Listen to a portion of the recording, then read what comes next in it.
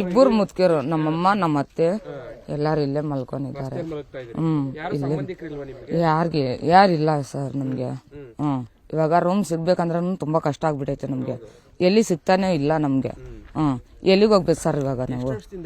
ಇಲ್ಲಿ 6 ವರ್ಷದಿಂದ. 6 ವರ್ಷ ಆಗಲ್ಲ, ಅದು ಗೊತ್ತೇ ಇಲ್ಲ. ಅವರು ಬಂದ್ಬಿಟ್ಟು 10 ನಿಮಿಷನೂ ಟೈಮ್ ಕೊಟ್ಟಿಲ್ಲ ನಮ್ಗೆ. ನಮ್ದು ಇನ್ನ ಒಡೆ ಎಲ್ಲ ಇತ್ತು, ಅದನ್ನು ಹೊಂಟೋಗ್ಬಿಡ್ತು ಅದ್ರಲ್ಲೇ.